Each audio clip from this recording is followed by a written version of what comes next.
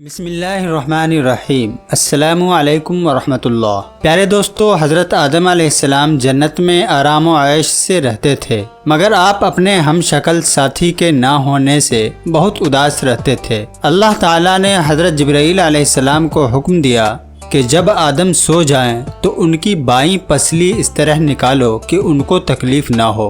جب آپ سو گئے تو پسلی نکالی گئی اور اللہ تعالیٰ کی قدرت سے اس پسلی کی حضرت حوا علیہ السلام بن گئی۔ اگر پسلی نکالنے میں تکلیف ہوتی تو مرد کو اپنی بیوی سے محبت نہ ہوا کرتی۔ حضرت حوا میں وہ سب عادتیں اور خوبیاں موجود تھیں کہ جو عورتوں میں ہوتی ہیں، جیسے حسن و جمال، شرم و حیا، محبت و الفت، صبر و شکر وغیرہ۔ حضرت حوا کو جنتی لباس پہنا کر اور خوب سجا کر حضرت آدم کے پاس تخت پر بٹھا دیا گیا، اور اسی وقت حضرت آدم علیہ السلام بھی جاگ گئے۔ آپ حضرت حوا کو دیکھ کر بہت خوش ہوئے اور محبت کے جوش میں چاہا کہ ان کو لپٹ جاؤں۔ اللہ تعالیٰ نے فرمایا، اے آدم، بلا نکاح کیے ان کو ہاتھ نہ لگانا۔ پھر آپ نے نکاح کے لیے عرض کی۔ اللہ تعالیٰ نے خطبہ پڑھا اور فرشتے گواہ بنے، اور پھر حضرت آدم علیہ السلام کا حضرت حوا علیہ السلام سے نکاح ہو گیا۔ حضرت آدم علیہ السلام نے اللہ تعالیٰ کا ان الفاظ میں شکر ادا کیا، سبحان اللہ والحمد للہ ولا الہ الا اللہ واللہ اکبر ولا حول ولا قوت الا باللہ العلی العظیم۔ پھر اللہ تعالیٰ کا حکم ہوا، اے آدم، تم اور تمہاری بیوی حوا دونوں جنت میں آرام سے رہو، اور جو چاہو کھاؤ پیو، مگر اس درخت کا پھل نہ کھائیو۔ اور سن لو، شیطان تمہارا کھلا ہوا دشمن ہے، تم بھی اس کو دشمن سمجھو، اس کے دھوکے میں نہ آئیو۔ آپ خوب آرام سے جنت میں رہنے لگے، اور شیطان کی طرف سے بے فکر ہو گئے کہ وہ تو دنیا میں ہے، ہم جنت میں ہیں، وہ یہاں نہیں آ سکتا۔ ادھر شیطان نے اس بات پر کمر باندھ رکھی تھی کہ آدم علیہ السلام سے نافرمانی کرا کے ان کو بھی جنت سے نکلواؤں، اور اس نے جنت میں جانے کی تدبیر کی۔ شیطان اللہ تعالیٰ کے 3 نام جانتا تھا، ان کو پڑھ کر آسمانوں کو طے کرتا ہوا جنت کے قریب پہنچ گیا، اور پھر وہ اللہ تبارک و تعالیٰ کے پاک نام پڑھنے شروع کیے۔ جنت کی دیوار پر مور بیٹھا تھا، اس نے پوچھا، تو کون ہے؟ شیطان نے کہا، فرشتہ ہوں اور جنت میں داخلہ چاہتا ہوں، اور جنت کے دروازے بند ہیں۔ اگر تو مجھے کسی طرح جنت میں لے جائے تو میں تجھے ایسا وظیفہ بتا دوں گا جس کے پڑھنے سے یہ 3 باتیں تجھے حاصل ہوں گی۔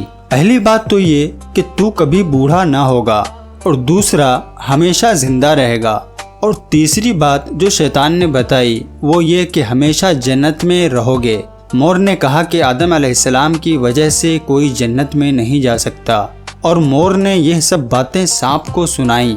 سانپ نے لالچ میں آ کر جنت کی موری سے اپنا سر نکالا اور شیطان سے کہا کہ وہ وظیفہ مجھے بتا دے، میں تجھے جنت میں لے جاؤں گا۔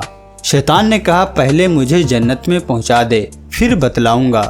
سانپ نے اپنا منہ کھولا، شیطان جھٹ سے اس کے منہ میں گھس گیا اور جنت میں داخل ہو گیا۔ مور سے اور سانپ سے پھر بات بھی نہ کی، اور جنت میں ایک طرف بیٹھ کر رونے پیٹنے لگا۔ حضرت حوا نے پوچھا کہ تو کون ہے اور کیوں روتا ہے؟ کہا، فرشتہ ہوں، تمہارے غم میں روتا ہوں، کیونکہ خدا تم دونوں کو ضرور ایک دن جنت سے نکالے گا، اور پھر تم مصیبت اور تکلیف میں پڑ جاؤ گے، اسی لیے خدا نے تم کو اس درخت کا پھل کھانے سے منع کر دیا ہے، اور خدا کی قسم میں تمہارا خیر خواہ ہوں، ہمدردی سے کہتا ہوں کہ اگر تم نے یہ پھل کھا لیا تو ہمیشہ ہمیش جنت میں رہو گے، کبھی نکالے نہ جاؤ گے۔ حضرت حوا کو اس کے رونے اور قسم کھانے سے یقین آ گیا کہ ایسا کون بے ایمان ہوگا جو خدا کی جھوٹی قسم کھائے۔ مکر کا رونا، جھوٹ بولنا، دھوکہ دینا، جھوٹی قسمیں کھانا، وعدہ خلافی کرنا، کینہ کپٹ رکھنا، یعنی جب موقع ملے گا بدلہ لوں گا، اور دوسرے کو اجاڑنا، اللہ تعالیٰ سے نہ ڈرنا اور حکم نہ ماننا، ہٹ دھرمی اور ضد کرنا، یہ سب گناہ سب سے پہلے شیطان ہی نے کیے تھے۔ حضرت حوا شیطان کے مکر و فریب میں آ گئیں اور درخت سے 3 پھل توڑے، ایک آپ کھا لیا اور 2 حضرت آدم علیہ السلام کے پاس لائیں اور کہا کہ ایک پھل میں نے کھا لیا اور یہ 2 آپ کھا لیں۔ آپ نے فرمایا کہ اللہ تعالیٰ نے اس کے کھانے سے منع فرمایا ہے۔ تو حضرت حوا نے کہا کہ یہ خدا کا فرشتہ ہے اور یہ قسم کھاتا ہے اور ہمارے غم میں روتا ہے، اس سے زیادہ غمخوار کون ہوگا؟ اگر آپ نہ کھائیں گے تو اس فرشتے کے کہنے کے مطابق آپ اور میں جنت میں نہیں رہیں گے، اور میں جنت میں آپ کے بغیر کیسے رہوں گی؟ انہی باتوں میں حضرت آدم علیہ السلام بھی بھول گئے اور پھل کو منہ میں ڈالا ہی تھا، حلق سے نیچے بھی نہیں اترا تھا کہ اللہ تعالیٰ کا غضب آ گیا اور جنت کے کپڑے اتار کر دونوں کو ننگا کر دیا۔ بدن چھپانے کے لیے جس درخت کے پاس پتے لینے جاتے وہ درخت اونچا ہو جاتا، اور جنت کی تمام چیزوں کی طرف سے کہا جاتا کہ ہم سے دور ہو جاؤ، تم اللہ تعالیٰ کی نافرمانی کر کے مجرم ہو گئے ہو۔ آپ خوف اور شرم و حیا کی وجہ سے بے چین ہو گئے۔ جبرائیل علیہ السلام نے کہا، اے آدم، تم اللہ تعالیٰ سے معافی مانگو۔ آپ نے یہ دعا مانگی، اے ہمارے رب، ہم نے اپنی جانوں پر ظلم کیا، ہم معافی چاہتے ہیں۔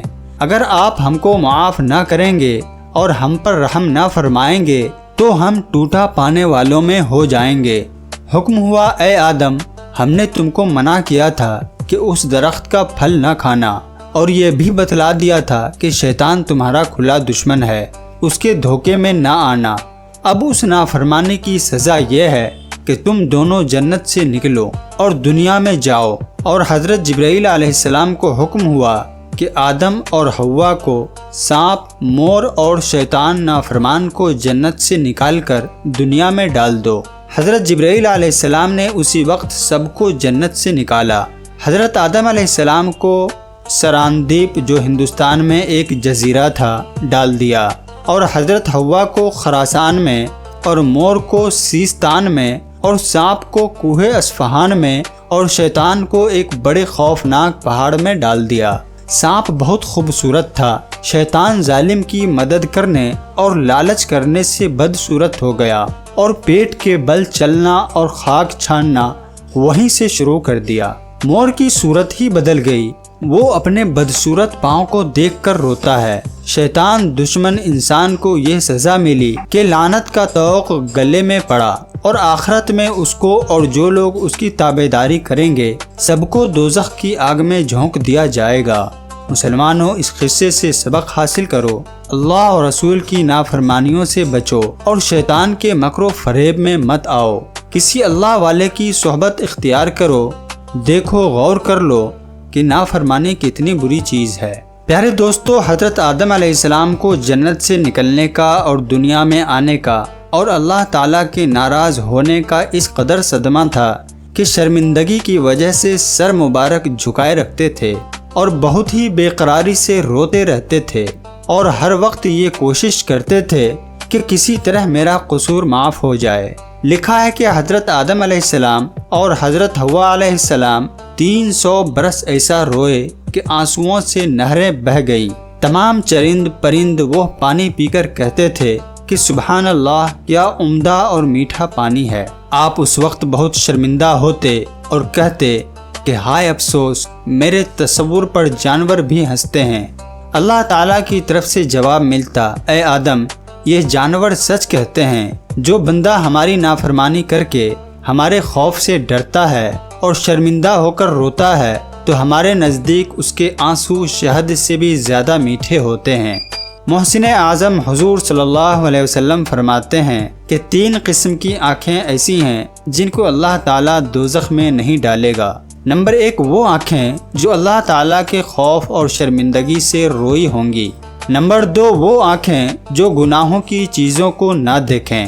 اور نمبر 3، وہ آنکھیں جو فرض نمازوں کے علاوہ نیند چھوڑ کر تہجد کی نماز میں جاگی ہوں گی۔ لکھا ہے کہ حضرت حوا علیہ السلام بھی اتنا روئیں کہ ان کے آنسوؤں سے مہدی اور سرما پیدا ہوا، اور جو قطرے آنسوؤں کے سمندر میں گرے ان سے موتی بنے۔ حضرت سیدنا آدم علیہ السلام اور حضرت حوا علیہ السلام کی جدائی کو 300 برس گزر گئے اور ایک دوسرے کی جدائی میں تڑپتے تھے کہ اچانک حضرت جبرائیل علیہ السلام آپ کے پاس آئے اور فرمایا کہ آپ حج ادا کریں۔ آپ اللہ تعالیٰ کا یہ حکم سنتے ہی حج کو چل دیے۔ جب عرفات کے میدان میں پہنچ گئے تو آرام لینے کو آپ ایک جگہ بیٹھ گئے۔ کیا دیکھتے ہیں کہ جدے کی طرف سے حضرت حوا آ رہی ہیں۔ آپ محبت کے جوش میں کھڑے ہو گئے اور دوڑ کر ان کو لپٹ گئے اور دونوں روتے روتے بے ہوش ہو کر زمین پر گر پڑے۔ یہ حال دیکھ کر فرشتے بھی رو پڑے۔